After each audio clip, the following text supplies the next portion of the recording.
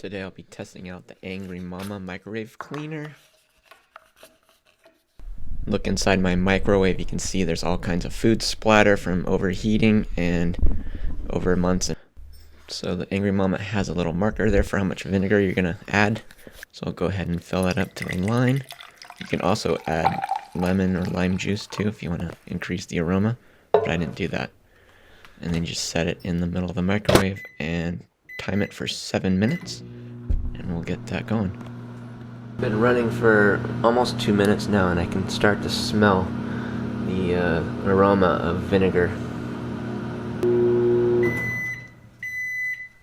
Alright, 7 minutes are up. Now they want you to wait 2 more minutes for it to cool down, and then we'll take a look inside. Alright, so it's been 2 minutes.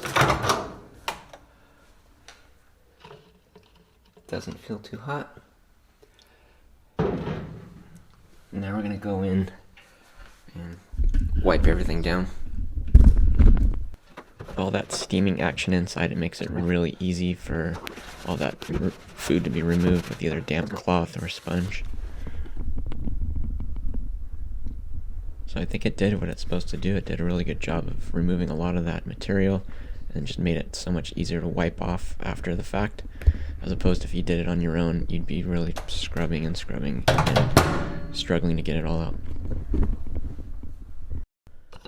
When you open it up, so all the contents, all that vinegar has evaporated on this part. There's a little bit of food particles or something in there that cooked it and got in there. So just rinse that off, and then it'll be ready again for the next time you want to clean your microwave.